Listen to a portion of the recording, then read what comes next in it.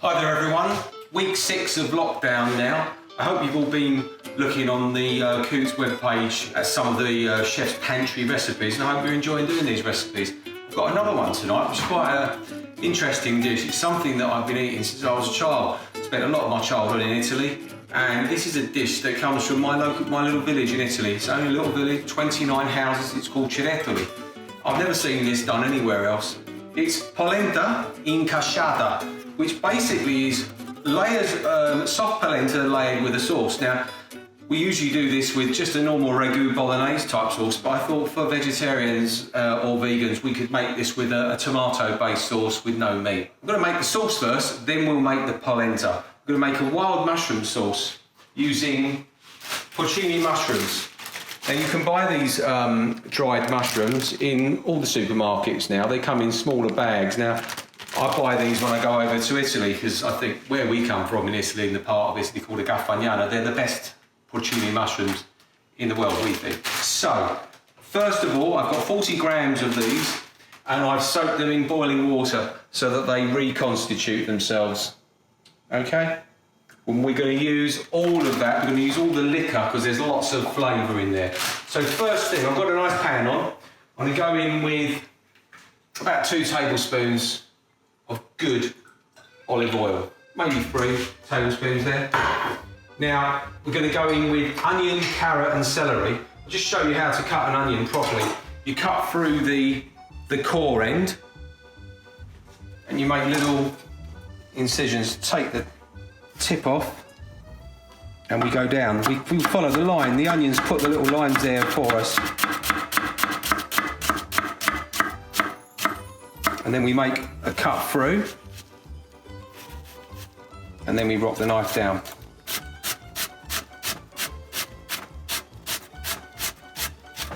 Alright, so we get nice, finely chopped onion. So, I'm going to go in the pan now with the onions, carrot and celery.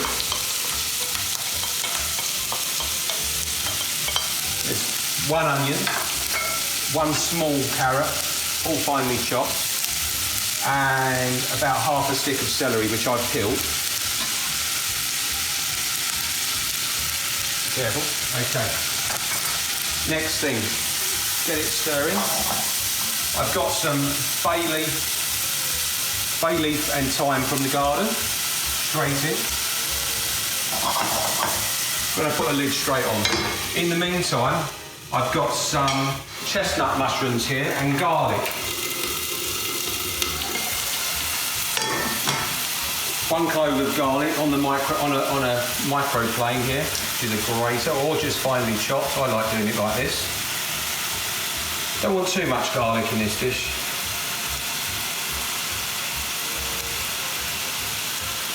I don't mind that bit going. Out it goes. So we've got the garlic in there. Next thing, I've got some chestnut mushrooms here, which I'm just going to chop. Down they go.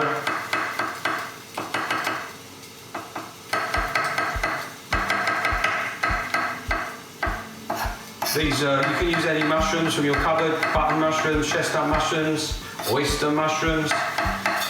Really doesn't matter. Don't have to be too precise with it.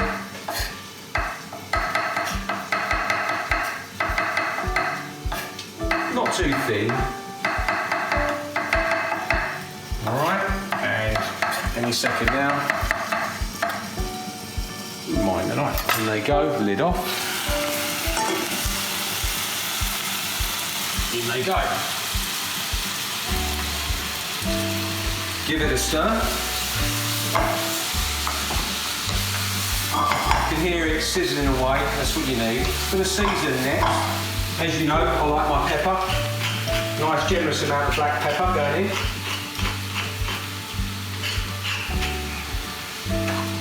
And some Morden salt I'm using, or Cornish salt. Rock salt is the best, nice natural salt. Table salt generally tends to be a little bit chemically, so I tend to go for these natural salts. Right, I'm just going to put that down now for a couple of minutes with a lid on, and I'll come back to you in a couple of minutes, okay? So we've had 3 minutes now of this sweating away. Things starting to get nice and soft, starting to caramelise. Always cooking with a lid on. The lid keeps all the flavour inside the pan. Right, next step. I've just got some dry white wine.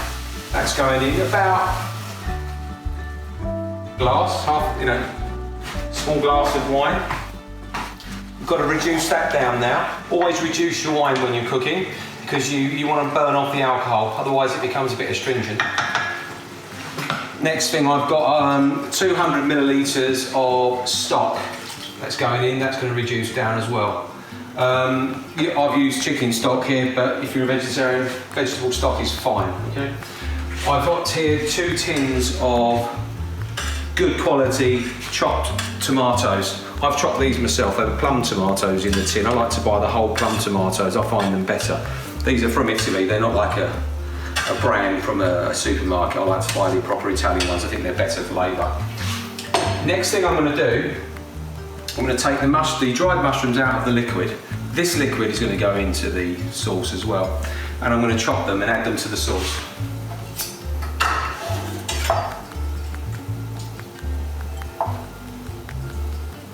Not going to chop them too fine, just roughly. The smell that comes off these is incredible. They really are full of umami. You can use these this sauce can be used for multiple things. This can be a sauce that you can use for cooking with pasta. It's a sauce that can go well with fish. It can go well with nice beef steak. It can go well with a nice bit of swordfish, or just as a pasta sauce. You can do it through your moussaka, through your lasagna. Right, so that's in now. And we're going to add this liquor as well. Now, when we add this liquor, we've got to be very careful because sometimes there can be a little bit of grit at the bottom. So you just hold the last tiny bit back. See, that's all running clear. In fact, these ones are so clean, they're unbelievable, but you can just still clear. Just a tiny bit, just leave that last bottom bit. Right, we're going to leave this to simmer now for about 10-15 minutes until it reduces by about a half, okay? And we'll come back to you. This sauce has now been boiling for 15 minutes. Look, it's nearly all reduced down. I'm going to add the tomatoes now. Now, I've got add about 400 grams of tomatoes to this, which is effectively one tin. And then we're just going to let this simmer. Let's have a little stir. That's about 400 grams.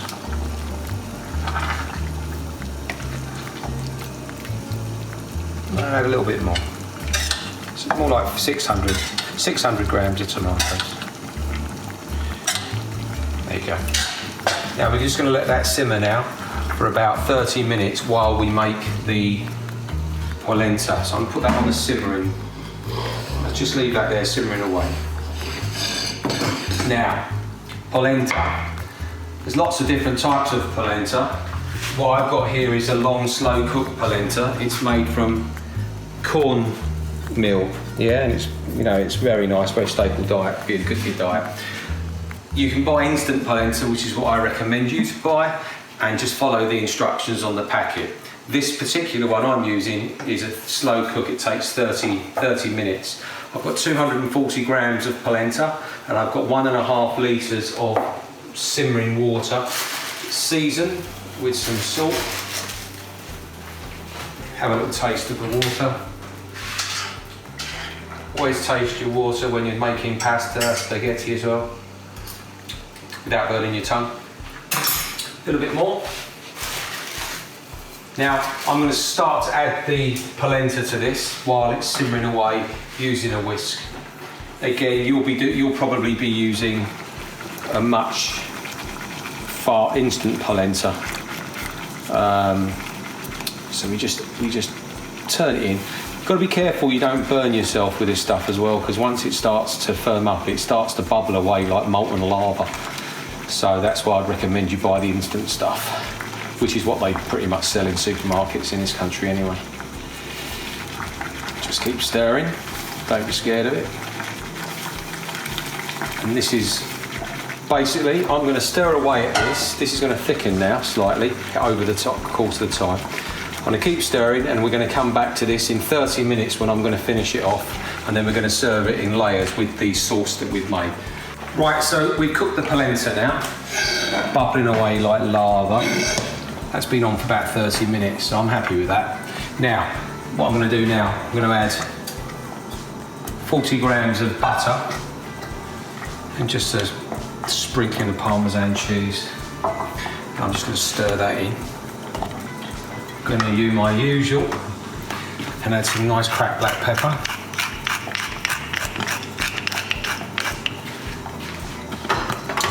Then we have a little taste of seasoning. Yeah, that's good. Just stir that in, make sure the butter's melted. And then we're going to build it up in layers. Now, if you're going to do roasted polenta, you'd pour this out into a tray now and let it set overnight in the fridge. And then you cut it into, like, slices, and then you grill it under the grill. And at that point, you could put that sauce on top and just eat it with some nice grated cheese on top, any cheese you want. That's absolutely gorgeous. When you roast polenta, you always want to make sure you roast it for a good period of time. People mistake is they just brown it and it's not soft in the middle. It needs some time under the grill, about a good 10 minutes each side, so that it gets really nice, soft and fluffy. Right, I'm going to take this off and start to build the layers up now. Right. So this is the finished sauce now. Look at that, see, that's the desired thickness you want. Really nice, it smells incredible, yeah. I've tasted this and it's perfectly on the seasoning, spot on. Right, so now we start building the layers up. So, we go into a nice tray. A bit like you're building a lasagna. Tray of layer of polenta. And then I go with a layer of the ragout, of the mushroom sauce. So you've got to have plenty of sauce here to do lots of other dishes as well. Right, in it goes. Now, by the way, I've removed all of the thyme and the bay leaf from the sauce. Nice scattering of Parmesan cheese. And then a little bit of mozzarella goes in. Again, this is something you don't have to do. You can use any cheese. You could use an English cheese if you wanted to. You don't have to use any cheese at all. And then we go again with the layer on top. All the time this is starting to firm up. You know, it looks quite soft now, but as it comes off a very high heat, it starts to firm, and you'll get really nice layers once you come to eat it. There you go. Now another layer of the sauce. Don't go too heavy-handed on the sauce. Smells incredible. So as I said, this is a little dish from my village in Italy where my mum and dad come from, and I've never seen it anywhere else. And we'll do one more layer.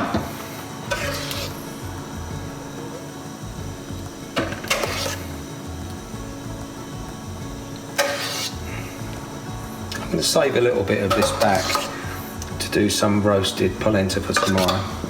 Maybe not. I actually will use it all. Okay. Then the last layer of the sauce.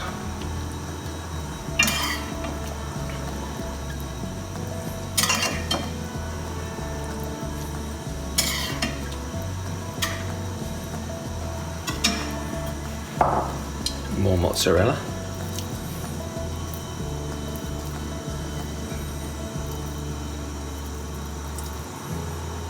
And the remaining Parmesan cheese.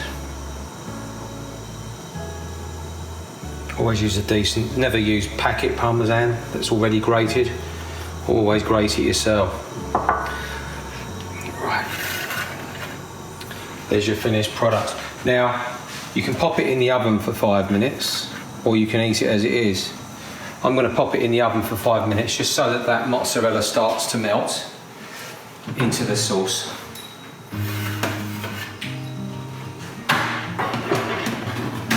Let's take the out of the oven now. Just be in the oven for a few minutes. There you go. Sizzling away.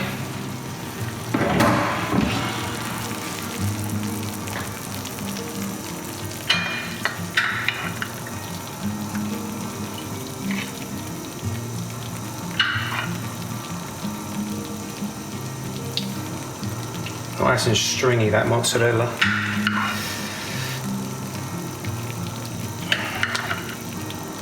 There you go. Then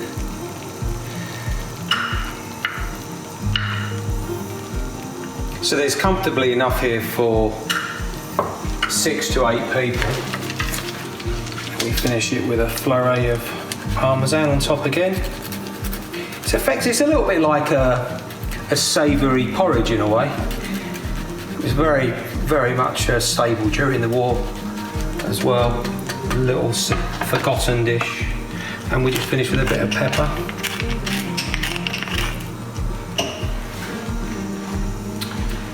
Now taste.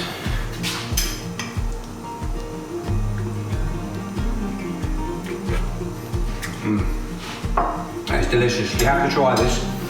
Now I'm going to sign off now. Please try this dish, as I've said.